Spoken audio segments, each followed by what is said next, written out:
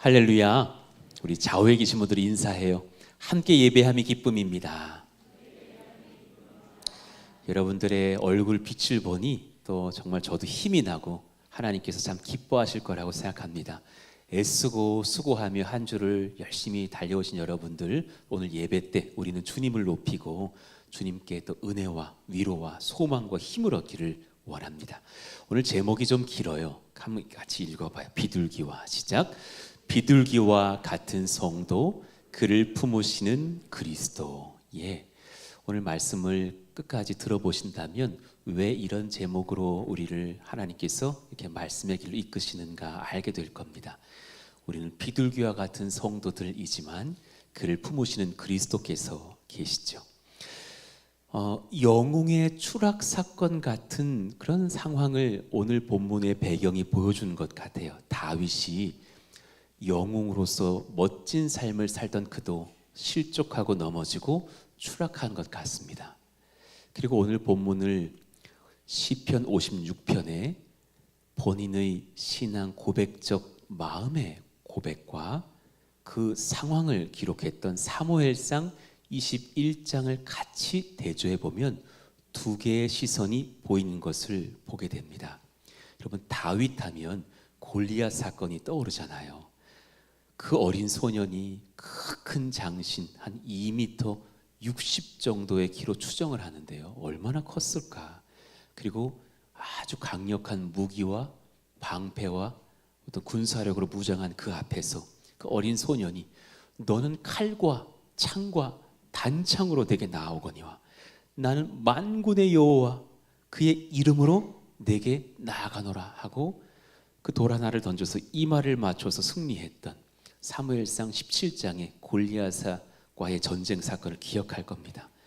그랬던 그가 사울왕의 질투를 받고 사울왕 앞에서 여인들이 찬송을 하는데 사울은 천천을 죽였고 다윗은 만만이로다. 그러니까 막 질투가 일어나서 그를 그때부터 죽이려고 하고 도망치다가 오늘 본문의 배경의 사건들이 일어나는 거죠. 긴급히 피신하려다가 그의 동료들이 막 죽임당하고 제사장들이 잡혀가 죽임당하기도 하던 그때에 그가 급히 가드 땅으로 도망하죠. 근데 가드 땅은 여러분 골리앗의 고향이에요. 여러 가지 생각은 했지만 실수하고 연약하고 분별치 못해서 그 땅으로 도망갔다가 비참한 바보 행색을 하고 탈출하게 되는 사건이 오늘 본문의 배경입니다. 그러니 가만히 묵상해 보니까요, 두 성경 본문을 비교해 보면서 여러 번 읽는데 사무엘상 21장은 CCTV 같은 시선이에요. 여러분을 세상의 제3자가 보는 CCTV 같은 시선으로 볼 수도 있죠. 저 사람이 직장에서 저렇게 행동하더라. 집에선 이렇게 행동하더라. 그렇게 해서 좌절하고 절망하고 두려워하더라 할 수 있죠. 그런데 꼭 시편 56편은 마음을 살필 것 같은 비유컨대 MRI 같은 거예요. 속을 보면서 사실은 그 마음의 고백을 같이 비교할 수 있는 그런 두 본문 속에서 은혜를 얻게 됩니다. 자, 오늘 말씀의 1대지를 한번 같이 읽어봐요. 우리의 두려움에 관한 말씀입니다. 여러분 잊지 마시고 잘 기억하세요. 시작. 믿음이 있어도 우리는 두려워 떨 수 있습니다. 아래 문장도요. 두려움을 믿음 위가 아닌 아래로 가져오십시오. 너무너무 중요한 진리의 말씀을 우리 하나 받게 돼요. 믿음이 있어서 두려움 없는 게 아니더라. 믿음 있는 사람이 두려워 떨면 믿음 없어져 버리거나 믿음 없음을 증명하는 시간 되는 것도 아니더라. 그러나 오늘 본문을 연구해 봤을 때 그 믿음을 우리에게 선물해 주셨으니 두려울 땐 그 믿음 안으로 빨리 두려움을 가지고 와라 라는 거죠. 다윗은 위협적인 사울의 공격 앞에서 얼른 피신하면서 연약한 모습들을 보여줘요. 두려움에 붙들린 사람은 판단이 불완전해요. 읽어봐요. 시작. 두려움에 붙들린 사람의 판단은 불완전합니다. 여러분 정말 중요한 진리예요. 두려울 수 있어도 두려움에 붙들린 것과는 다른 거예요. 오늘 하루 두려울 수 있어요. 3일 정도 두려울 수 있어요. 1년 내내 두려움에 붙들린 사람하고는 다른 거예요. 갑자기 병원에 갔더니 당신 암입니다. 선고받을 수 있어요. 두렵죠. 그날 근심이 오죠. 밤에 잠도 잘 안 오죠. 당연하죠. 그렇지만 1년 12달 내내 내가 왜 암이야, 내가 왜 암이야 하는 것과 며칠 두려워하고 기도하고 승리하려고 몸부림하는 것과는 다른 것을 말해요. 다윗은 잠시 그 불안에 붙들리고 두려움에 붙들려서 판단이 온전치 못한 세 가지를 보여줘. 첫 번째, 기도하지 못해요. 기도의 부재예요. 그는 늘 전쟁 나가기 전에 주님께 묻고 승리했거든요. 근데 오늘 배경이 되는 사무엘상 21장은 그가 기도했다라는 기록이 전무해요. 없어요. 얼른 도망쳤을 뿐이에요. 가드 땅으로. 두 번째, 상황 판단에 오류를 해요. 본인에게 무기를 찾아요. 여러분 급할 때 빨리 무기 찾죠. 단언컨대 여러분 돈만이 여러분 무기 아닙니다. 뭐만이 빨리 그 죄를 숨겨 불태워 장부 없애 그런 게 무기가 아니에요. 진짜 무기는 하나님이신 줄 믿으시기를 축원합니다. 아멘. 그런데 상황 판단을 해요. 나 이런 무기 이만한 게 없죠 하고 챙긴 것이 바로 전장에서 골리앗의 칼을 챙겨요. 여러분 골리앗 칼을 챙겨서 골리앗의 고향으로 골리앗 죽인 사람이 간다? 이거 뭐 잘못된 거 아니에요? 그냥 죽여주세요 라고 말하는 것처럼 가고 있는데 무언가 더 선명한 분별을 놓쳤어요. 세 번째, 세상적 계산을 앞서해서 정치적으로 계산했어요. 여러분 정치적 판단 우리가 할 수 있는 것 있죠. 물론 나라 정치도 정치적 판단을 하시겠죠. 개인의 인생, 직장 생활도 정치적 계산이 작은 정치지만 다 일어난다라는 거죠. 그런데 그 정치적 계산 위에 하나님의 뜻과 지혜를 앞세우시기를 축복합니다. 할렐루야. 중요한 거죠. 그런데 그걸 놓쳤어요. 정치적 계산을 했어요. 마음이 무너지면 나를 헐겁게 봐요. 여러분 꼭 기억해요. 여러분 지금 주 안에서 존귀해요. 할렐루야. 그런데 주님 은혜 놓치면 내가 업수이 여김 밖에 스스로 여기게 되면 마귀가 자꾸 무너뜨리거든요. 다윗은 지금 이 나라에서 나 같은 비참한 자가 어딨나 하면서 마음이 무너졌어요.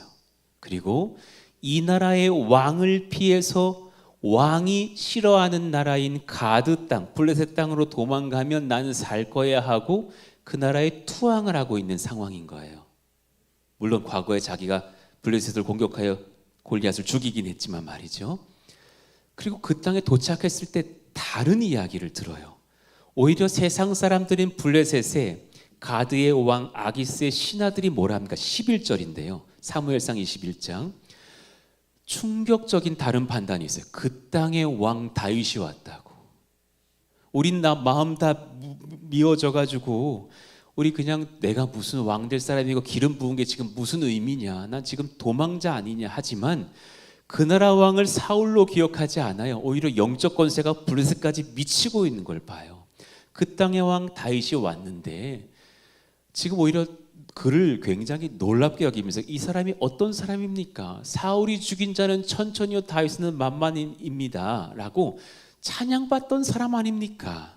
오히려 지혜롭게 해결했어도 될 일이었지만 마음은 오히려 다윗은 지금 무너진 상황 속에서 저 말이 더 무섭게 들려요. 그럼 만만을 죽였다는데 죽인 사람이 누군데요? 요 가드 사람들 아닙니까? 블레셋 사람들 아니에요. 그러니까 두려워서 도망쳐버리고 미친 채 하고 비참한 일을 경험하게 되는 것을 봅니다. 두려울 때 분별 잘 하셔야 돼요. 자, 조금 더 고민해봐요. 믿음과 두려움이 공존했을 때 그때 다윗의 마음이 어땠을까? 성경은 보여줘요. 시편 56편 3절에 보면 이 사건 이후에 자신의 글이죠. 그때 아기스 왕 앞에서 침을 흘리면서 이 글을 쓰진 않았겠죠. 내가 두려워하는 날에는 내가 주를 의지하리이다. 지금 문법적으로 살펴보니까 두려워하는 날이 먼저였다는 걸 본인이 인정해요. 나 그때 너무 두려웠던 거 사실입니다. 그러나 그 이후 내가 다시 주를 의지하려고 합니다. 두려웠지만 믿음이 있기에 두려움을 하나님께 다시 가지고 와서 내어드리고 난 주를 의지하겠습니다 라는 고백을 해요. 이 말은 뭐냐면 다윗은 엄청나게 두려웠다라는 것을 고백하고 있다는 거예요. 다시 사무엘상 21장 10절을 봐봐요. 적혀져 있어요. 그날에 다윗이 사울을 두려워하여 일어나 도망하여 가드왕 아기스에게로 갔다 그래요. 그리고 그 신하들이 이 사람은 블레셋 사람 10,000명 죽인 사람 아닙니까? 라고 말했을 때 더 번뇌하면서 12절 이후에 뭐라 합니까? 가드왕 아기스를 심히 두려워하여. 여러분, 여우굴 피했다가 늑대굴 들어갔고 호랑이굴 피했다가 사자굴 들어간 꼴이 된 거죠. 더 두려운 거죠. 지금 사울왕이 내 눈앞에 있지는 않지 않습니까? 내가 이제 여기서 죽을 수도 있겠구나라는 그런 살벌한 두려움을 느꼈다라는 거죠. 그래서 어떤 행동을 합니까? 여러분, 남자분들이 한번 요 13절 말씀 한번 읽어봐봐요. 우리가 그랬다고 생각해봐요. 시작. 그들 앞에서 그의 행동을 변하여 미친 채 하고 대문짝에 그적거리며 침을 수염에 흘리매. 완전히 그냥 모욕적인 상황이죠. 막 제가 이걸 뭐 설교 때 보여줘야 되나, 이거 할 수도 없어. 이거 연기 이건 잘해야 돼. 대문짝에 막 그적거리면서 술 취한 듯 휘청휘청거리고 막 침을 질질 흘리면서 미친 척을 했다라는.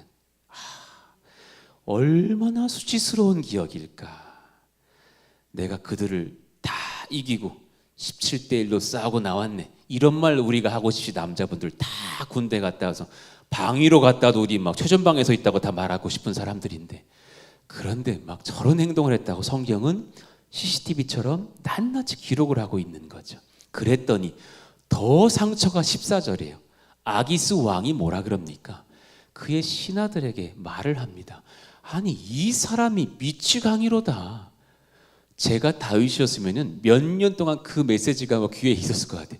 이 여호와니 쟤 미치광이네. 그 사람 목소리가 그대로 막 남아서 막 마음이 아프고 점였을 것 같아요. 어찌하여 그를 내게로 데려왔느냐. 야, 우리 정상적인 사람하고 취급해야겠다. 돌려보내라. 그리고 보내줬던 상황이었죠. 여러 가지로 두렵고 마음이 무너지면서 굉장히 슬펐던 시간들을 보냈지만 그런 이후에 구원받고 다시금 하나님 앞에 마음을 재정비합니다. 묵상해 봤어요. 현대인 성도님들의 불안이 이런 것이 아닐까. 옆에 있는 분들이 좀 인사해 주세요. 불안하실 때 있죠? 인사해 봐 주세요. 불안하실 때 있죠? 예. 많죠. 예. 그렇죠. 불안할 때 있어요. 현대 성도의 불안함. 세상의 악한 권세와 맞설 때 내가 정말 승리할 수 있을까 하는 불안함. 혹은 우리 그런 분이 많이 없을 건 아는데 저 사람들은 저렇게 적당히 살면서 잘 사는데 내가 이렇게 주님 앞에 헌신하면서 바른 법을 지키면서 충성 성결로 살아가는 것이 과연 옳은가? 흔들린다라면 여러분 오히려 흔들리지 마십시오. 흔들리지 않고 잘 가고 계신다면 여러분 박수를 쳐드리고 싶습니다. 그것이 옳은 줄로 믿습니다. 할렐루야. 그렇지만 그 안에 우리 안에 잠재하는 불안이 왜 없겠어요? 왜 없겠어요? 젊은 청년들이 직장에 갔을 때 저 높은 사장이 술을 벌컥벌컥 따라줄 때 내가 이걸 받아 마셔야 되나 안 마셔야 되나, 예수 이름으로 거절할까, 이렇게 해서 또 나 찍히는 거 아닌가, 왜 안 불안하겠느냐고요. 하나님이 내 편이라는 정체성이 있다면 비로소 타인의 시선과 평가에서 우리를 자유롭게 하기 시작해요. 다시 들어봐요. 하나님이 내 편이시라는 시선을 확보하셔야 돼요. 그때부터 타인의 시선, 누군가의 평가가 우리를 자유롭게 합니다. 하나님의 시선이 느껴지면 나도 함부로 나를 평가하지 않습니다. 중요해요. 시편 34편 4, 5절 다시금 다윗의 고백을 들어봐요. 다른 상황이었지만 읽읍시다. 시작. 내가 여호와께 간구하매 내게 응답하시고 내 모든 두려움에서 나를 건지셨도다. 여러분, 이 은혜의 시선을 확인하면 5절 고백이 가능해요. 시작. 그들이 주를 앙망하고 광채를 내었으니 그들의 얼굴은 부끄럽지 아니하리로다. 할렐루야. 자신을 향한 고백이기도 하죠. 나는 부끄러운 일을 많이 저질렀는데 하나님의 은혜를 체험하고 나니, 하나님의 아들의 보혈의 공로를 입고 나니, 하나님의 사랑스럽고 존귀한 경외의 시선을 내가 경험하고 나니 내가 다시금 부끄럽지 않더라. 자, 이 말씀을 묵상하다가 한 걸음 내가 좀 뒤로 물러나서 목요일쯤에 이렇게 좀 생각해 봤어요. 우리 성도님들을 직장 사람들은 어떻게 볼까? 믿지 않는 가족들은 여러분들을 어떻게 볼까? 어떤 우리 성도님의 고백, 장남 가정인데 예수님 믿는다고 해가지고 제사 안 드리겠다고 말씀드리고 유산 상속 다 거절당하고 어려움 당했던 그런 고백들이요. 그럼에도 불구하고 하나님 찬송합니다 하는 그분들의 마음속에 또한 그들이 던지는 시선이라는 것도 있잖아요. 가만히 보니 이렇더라고요. 세상이라는 존재들은 우리가 유능할 때, 우리가 그들과 합세할 때 우리 편이 되어줘요. 우리가 함께 범죄하고 함께 제사도 드리고 함께 탈세도 할 때, 어쩌면 함께 바람도 필 때 세상은 우리를 유능하다 봐주는지는 모르겠지만 그때마다 우리는 더 깊은 불안을 느끼겠죠. 그런데 다윗을 보니 달라요. 그가 가장 비천했을 때, 그가 무능해 보였을 때 세상에 막 침 질질 흘리면서 당시 남성 이스라엘 백성들 남자의 권위는 수염이거든. 거기서 막 침이 질 흘러내려올 때 세상은 그를 버렸지만 하나님은 그를 내 편이라고 선언하시는 거예요. 여러분, 침이 수염에 흘러서 막 떨어졌대요. 생각해봐요. 그거 1분짜리 연기 아니에요. 거의 1시간 이상의 연기예요. 제가 바보 흉내 내려 해도, 침을 흘린 연기를 해도 여기 이따 닦겠죠. 이게 이렇게 흐르려면 오랜 시간 굉장히 비참한 연기를 하면서 바보 흉내를 냈다라는 거예요. 그럴지라도 하나님은 그를 내 편이라 하시면서 구속해 내셨다라는 사실을 시편 56편에서 고백하고 있는 거죠. 제가 가끔 스펄전 목사님 설교를 인용해요. 그런데 동시대 살았던 알렉산더 맥클라렌 목사님이 계셔요. 굉장히 탁월했던 강의 설교자예요. 침례계 목사님입니다. 이분이 내가 두려워하는 때에 라는 설교를 하셨어요. 제가 한번 인용해 봐 드릴게요. 설교 제목이 내가 두려워하는 때예요. 들어보십시오. 믿음과 두려움은 마치 한 집에 사는 두 사람과 같아서 믿음이 있어도 두려움은 문을 두드린다고 했습니다. 맞잖아요. 그러나 믿음은 두려움의 노크 소리를 듣고도 도망치지 않고 하나님을 바라보게 합니다. 이제 같이 읽어봐요. 내가 시작. 내가 조금의 흔들림이 없이 전혀 두려워하지 않는 것이 신앙생활의 목표가 아닙니다. 내가 두려워하는 바로 그 시간에 곧 만군의 주 하나님을 의지하는 것, 이것이 위대한 신앙입니다. 아멘입니다. 여러분, 주님께서 여러분을 귀하게 여기시고 여러분 편이 되어 주십니다. 담대하시기를 축원합니다. 예전에 부목사로 있을 때 기억난다니까 우리 한 교구에 두 분이 거의 동시간에 두 권사님이 암에 걸렸어요. 한 분은 나 그렇게 떠는 분 나 처음 봤어. 엄청 울어. 나 오늘 나 그분 장례인 줄 알았어요. 엄청 울어. 하염없어서 내가 왜 암에 걸립니까? 내가 왜 암에 걸립니까? 하필이면 내 납니까? 그래가지고 온 신방원 우리 교우들이 다 초상집이야. 그래서 제가 권사님 이제 다 하셨어요? 다 우셨어요? 그랬더니 또 내가 말 잘못 아니요 더 울어야 돼 막 해서 그만 우시라고 드렸던 말씀이 뭐냐면 그런데요 이 병 나요. 그랬더니 그분은 대답 못하고 옆에 권사님들이 다 아멘 아멘 막 그러시는 거예요. 그 이후에 다른 분이 또 암에 걸려서 신방을 갔더니 이분은 또 너무 담대하네. 나을 줄로 믿습니다. 막 그분이 그래요. 결과적으로는 두 분이 다 나았어요. 지금도 잘 지내세요. 가끔 통화해요. 그분들이 뭐라 그러는 줄 알아요? 내가 왜 그렇게 두려워했는지 모르겠어요. 하지만 나중에 느꼈대. 하나님께서 얼마나 나를 사랑하시는지를 알고 얼마나 나의 마음을 만져주시는지를 느꼈다고. 환난의 때에 어떤 분이라도, 나도 그랬지만 하나님 그 두 분 중에 한 분 탓하지도 않아요. 그런데 한 가지는 기억하셔야 돼요. 그럴 때일수록 하나님은 나의 편이신 줄 믿고 담대하시기를 예수 이름으로 축원합니다. 아멘. 두 번째, 우리의 실수를 선미로 바꾸시는 하나님을 묵상해 볼 필요가 있어요. 읽어봐요. 시작. 우리의 실수를 섭리로 바꾸시는 하나님을 바라보십시오. 아래 문장도 한번 읽어봐요. 시작.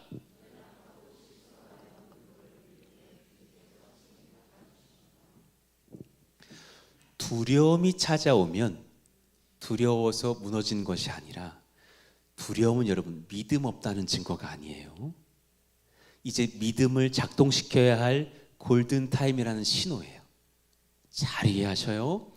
두려움이 내게 확 들어오면 와, 나 끝났다, 어떡하냐가 아니라, 야, 이제 믿음이라는 것을 작동시킬 골든타임이 시작되는구나 했을 때 저 이대지를 기억하셔야 돼요. 자, 보세요.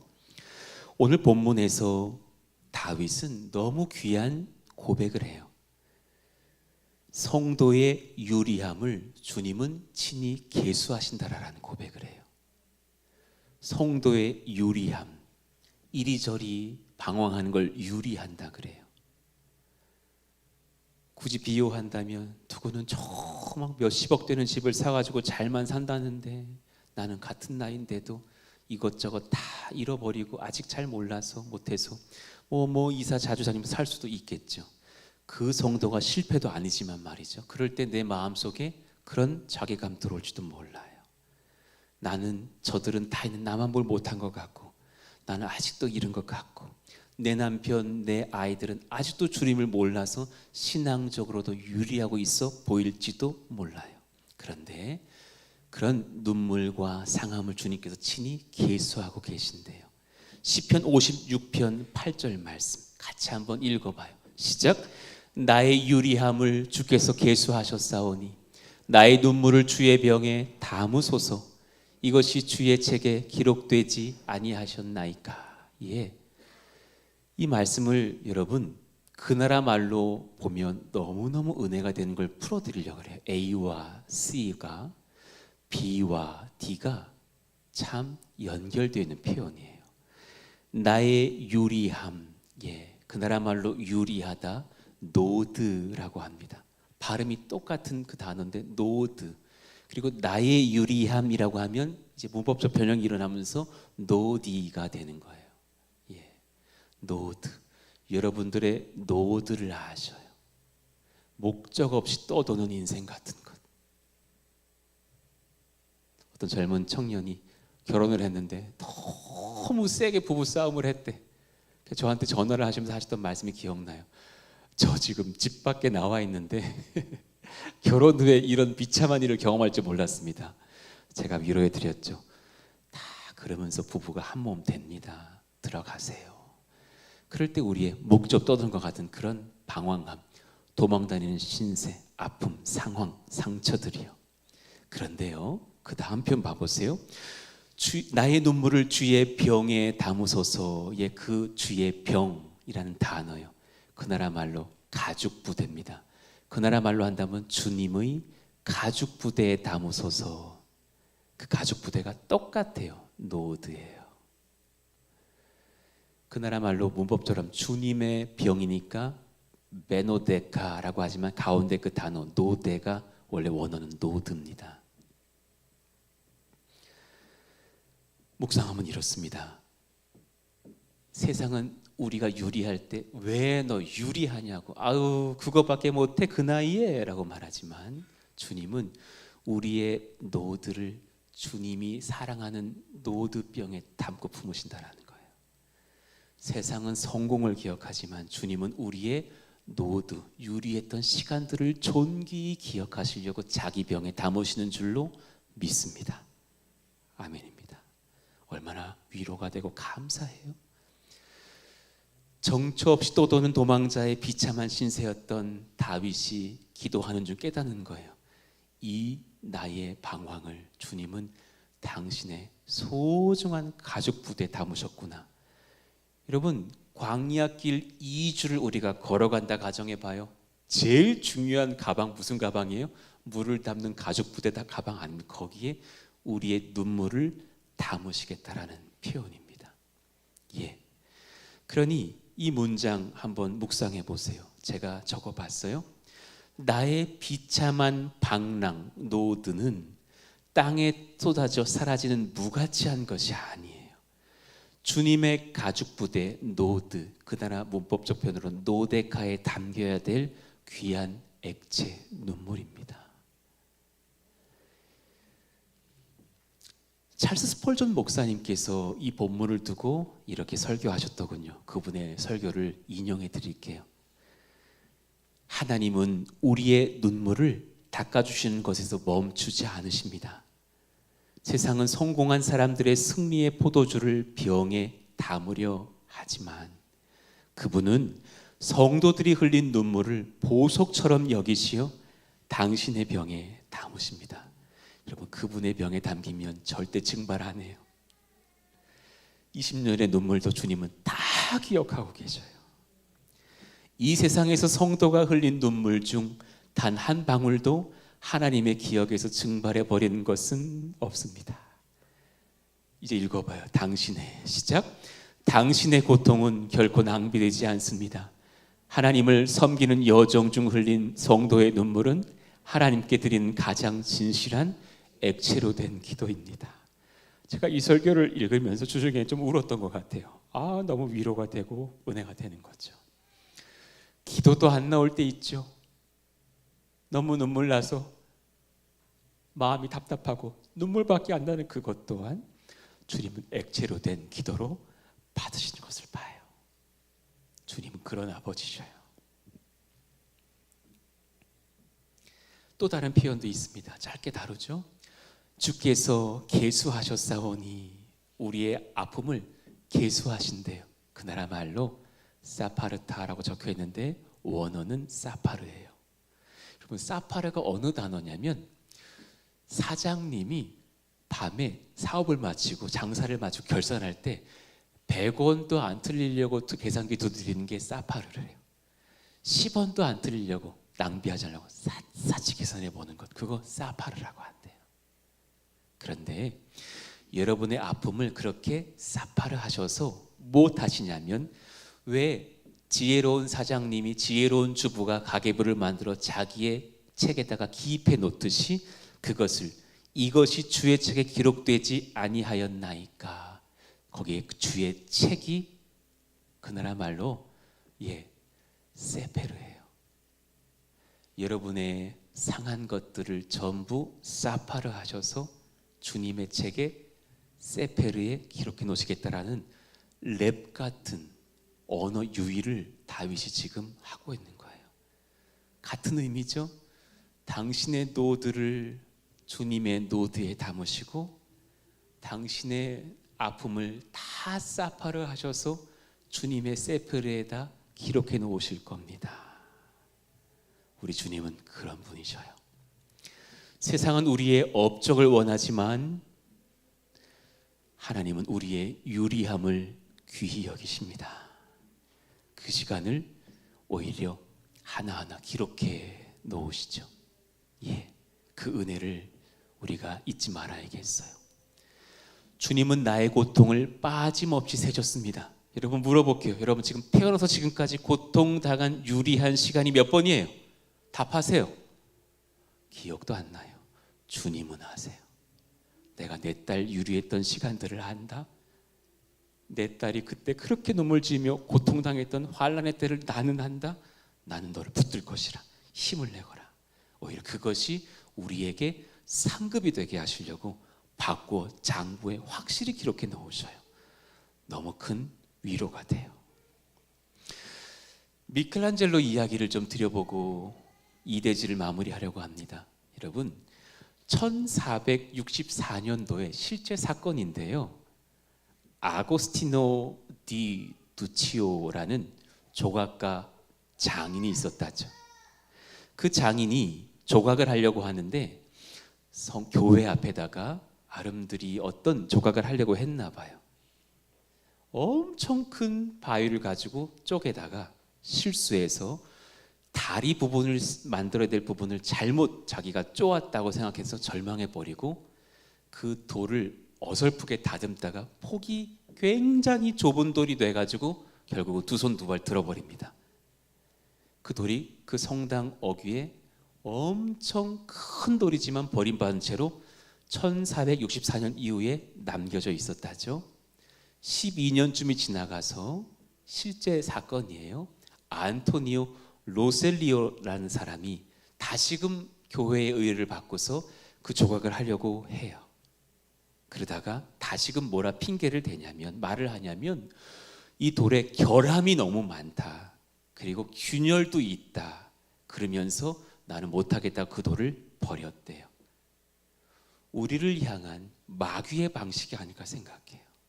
걔는 그래서 안 되고 너의 아들은 이래서 안 되며 너는 그때 그 죄를 저질러서 안 되고 그래서 너에게 결함이 많다. 하나님이 널 쓰겠느냐 참소한단 말이죠. 그리고 나서 35년이 지났대. 그 사건 이후 35년 1501년이 됐을 때 26살의 청년 미켈란젤로가 그 돌을 나에게 좀 달라 그랬대요. 왜 그러냐 그랬더니 나는 뭐가 좀 보입니다. 나는 그 안에 하나님의 은혜의 작품이 보입니다. 그러면서 한 남자가 돌이 얇기 때문에 고개를 약간 돌리면서 팔을 들고 있으면 충분히 가능합니다. 그리고 다리 한쪽은 내밀고 한쪽은 들여서고 있으면 됩니다. 저는 그 안에 귀한 작품이 보입니다. 하고서 그 돌을 얻어 작품을 만들었죠. 뭔지 아시죠? 보여드릴게요. 사진 한번 보여주세요. 그게 다비드상입니다. 예. 위대한 작품을 그는 결국은 50년간 방치했던 돌을 들어 만든 걸 봐요. 그리고 이렇게 고백을 했다죠. 실제 기록에 있어요. 나는 대리석 안에 들어있는 천사를 보았고 그가 풀려날 때까지 돌을 깎았을 뿐입니다. 저는 성령에 힘입어 여러분에게 말씀드리고 싶어요. 그리스도께서 당신의 보혈로 우리 안에 있는 존귀한 아들, 딸들을 먼저 보셨고 하나님 아버지의 사랑의 권세로 우리를 해방시키셔서 자유케 하는 줄로 믿습니다. 아멘입니다. 예, 그렇습니다. 세상이 나를 실패작이라고 말할지 몰라도 흠이 난 인생이라 평가할지 몰라도 토기장이신 하나님은 내 안에 숨겨진 그리스도의 형상을 보고 계시는 줄로 믿습니다. 아멘입니다. 옆에 있는 분들에게 손 꼭 좀 잡아주면서 인사해요. 당신은 그리스도의 형상입니다. 시작. 얼마나 존귀한 은혜의 서로인지 모릅니다. 여기까지 위로라면 이제 소망의 그리스도께로 나아갑시다. 우리 3대지 같이 선포해보고 말씀 받아봐요. 읽을까요? 시작. 상처받은 자를 이해하시는 앞서 상처받으신 독생자가 계십니다. 여러분 여기까지 가야 우리는 구약에서 역사하신 그리스도를 만날 수 있다고 저는 생각이 들었어요.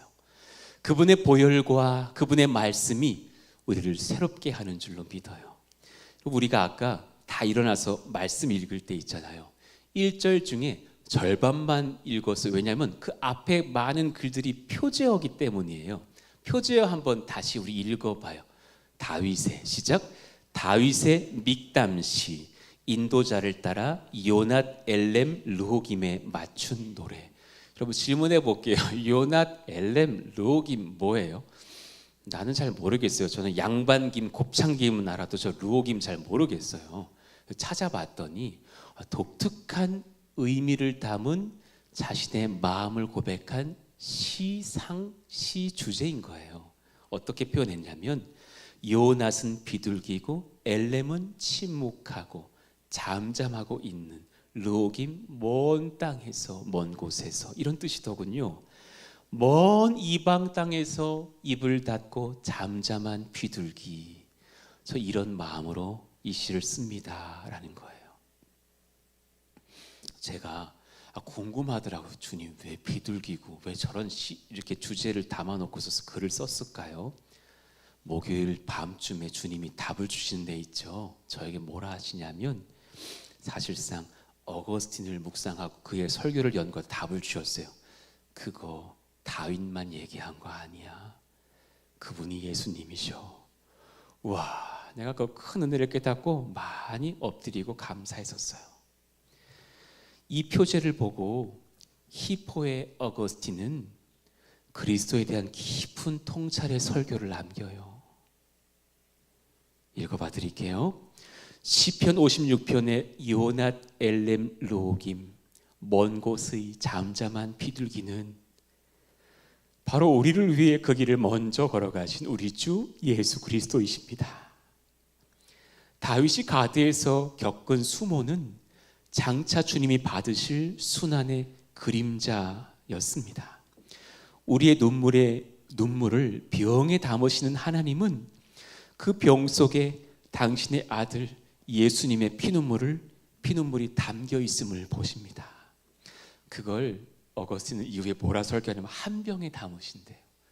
당신의 슬픔도 우리의 슬픔도 거기 담으시고 그리스도의 볼도 거기 담으셔서 섞어버리신대요. 주님의 보혈 칼라만 남아있게 말이죠. 그의 묵상이 참 옳도다 감사했었던 시간입니다. 그러고 보니 성경이 달리 보이는 거예요. 저도 이번 주에 이걸 알았어요. 성경은 봐도 끝이 없는 진리인 것 같아요. 마태복음 3장 16절에 보니까 이제 보이는 거예요. 그래서 성령님이 예수님께 세례 받을 때 성령이 비둘기처럼 내리셨나 보구나 묵상하게 됐어요. 먼 이방 땅 천상의 하나님 나라를 버리시고 먼 지상까지 내려오셔서 예루살렘에서 골고다 언덕에서 순환당하실 그 비둘기같이 사셔야 되니 성령이 그를 상징하고자 비둘기처럼 내리셨구나. 왜 잠잠한 비둘기라고 했을까? 그분은 마지막 십자가 도상에서 입을 닫으시거든요. 이사야 53장 7절 말씀 한번 읽어봐요. 두 번이나 강조되어서 말씀해요. 시작. 그가 곤욕을 당하여 괴로울 때에도 그의 입을 열지 아니하였음이며 마치 도술장으로 끌려가는 어린 양과 털 깎는 자 앞에서 잠잠한 양같이 그의 입을 열지 아니하였도다. 이거 지금 두 번은 구약에서 강조거든요. 그분은 할 말이 너무나 많으신 분이시지만 우리를 위해서 잠잠한 비둘기처럼 수모를 당하시기로 결단하신 분이시거든요. 그렇잖아요. 왜 빌라도 앞에서도 제발 좀 말해보라고 막 장로들과 제사장들이 hir난하지 않습니까? 너가 하나님의 아들이면 입 좀 열어봐라. 27장 12절의 마태복음 막 고발을 당하되 주님은 아무 대답도 아니하시는지라. 우리를 위해서 우리가 할 말도 힘을 잃고서 지쳐있을 우리를 덮으시려고 자신 또한 잠잠하시면서 주님의 십자가를 감당하셨구나. 그러니 히브리서 기자는 13장 12, 13절 이렇게 그리스도를 정리하고 계신 것을 봐요. 읽어봐요. 시작. 그러므로 예수도 자기 피로써 백성을 거룩하게 하려고 성문 밖에서 고난을 받으셨느니라. 그런즉 우리도 그의 치욕을 짊어지고 영문 밖으로 그에게 나아가자. 한 번 다시 12절로 넘겨봐 주시죠. 여러분 들어봐요. 여러분 그냥 주님 나를 위로하시네로 끝나지 않았으면 좋겠어요. 이 설교 그것 또한 귀한 은혜지만 거기서 눈물 또한 닦아내시고 여기까지 나아갑시다. 우리를 거룩하게 하시려고 성문 밖에서 먼저 잠잠한 비둘기가 되어 고난 받으신 줄로 믿습니다. 그러니 이제 고난을 재석도하여서 다시금 월요일부터 세상을 향해 나아가시죠. 13절의 말씀이요. 우리도 예수님을 위하여서 그의 치욕을 짊어지고 영문 밖으로 그에게 나아가자. 그럴 수 있는 담력이 있어서 두려움을 오히려 신앙으로 바꿔내는 성도 되시기를 예수 이름으로 축원합니다. 아멘. 그러하길 원해요. 이것이 바로 오늘 우리가 쑥 읽었던 시편 56편의 표제요. 요낫 엘렘 루오김의 의미라는 것을 깨닫습니다. 주님이 마지막으로 금요일쯤에 한 가지 더 말씀하시더라고요. 그래도 내가 너희들을 왜 비둘기라고 부르는 줄 아느냐? 너희들에게 날개를 주지 않았느냐. 순환의 비둘기가 되신 예수님께서 우리에게 중요한 것 하나 선물해 주셨어요. 읽어봐요. 시작. 순환의 비둘기가 되신 예수님께서 우리에게 날개를 선물하십니다. 여러분, 우리는 날개가 있어 비상할 수 있어요. 비둘기는 칼을 꺼내지 않아요. 비둘기는 총을 꺼내지 않아요. 비둘기는 주머니에서 수표 다발을 꺼내지는 못해요.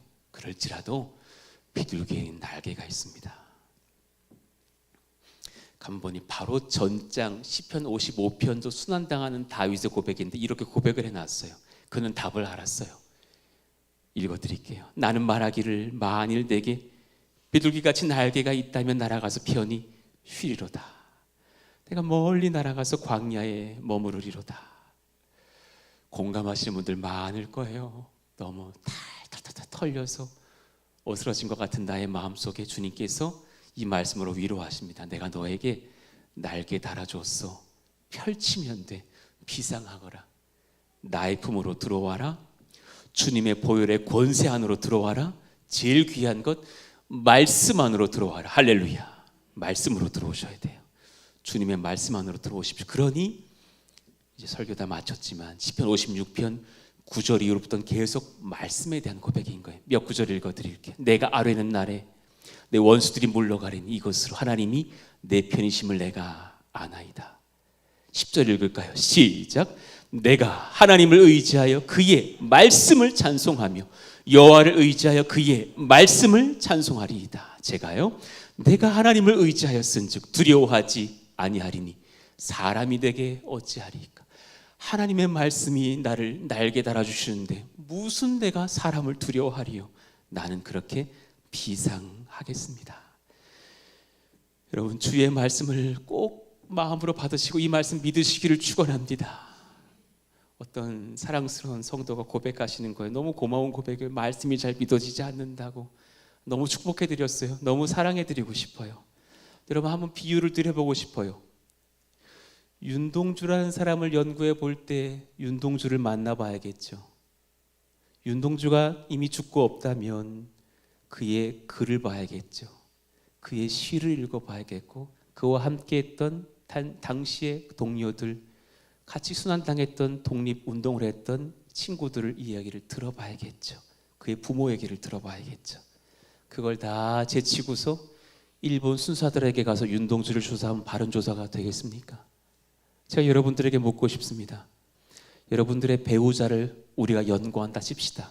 그 배우자가 남편이라면 그 배우자의 어머니, 남편의 어머니 말고 세상 여자 중에 그 남자 제일 잘하는 여자는 누굽니까? 아니 아닙니까? 전성하 집사님의 남편 집사님 연구하려면 전성하 집사님 가야 됩니다. 그런데 내가 다른 셀 자매분들 만나가지고 그 남편 집사님 조사하면 되겠습니까? 안 된다는 얘기죠. 성경을 하나님에 대한 그리고 하나님을 만나려면 이 책을 믿고 읽으셔야만 답이 납니다. 이 책 안에는 예수님의 보혈이 적혀 있고 복음이 적혀 있고 보화가 들어있는 줄로 믿습니다. 이 말씀 믿고 그분 말씀 안에서 비상하십시오. 그러면 은혜를 얻을 줄로 믿습니다. 말씀을 정리합니다. 비둘기 같은 성도, 그를 품으시는 그리스도. 오늘 3대지 설교를 기억하십시오. 1대지 믿음이 있어도 우리는 두려워 떨 수 있습니다. 그래도 됩니다. 그럴 수 있어. 그러나 믿음 아래로 두려움을 얼른 가져오십시오. 2번째, 우리의 실수를 섭리로 바꾸시는 하나님의 은혜를 경험하십시오. 그분의 노디 안에 나의 노드를 집어넣으십시오. 상처받은 자를 이해하시는 앞서 상처받으신 독생자 계십니다. 아래 문장 읽어봐요. 그분의 시작. 그분의 보혈과 그분의 말씀이 우리를 새롭게 합니다. 할렐루야. 그 은혜 가운데 서시기를 원합니다. 우리 자리에서 일어나서 찬송하시자고요. 아무것도 두려워 말라. 우리 예수님을 묵상하고 그의 아버지 되시는 하나님의 사랑을 묵상하시면서 이 찬양으로 나아가 봐요.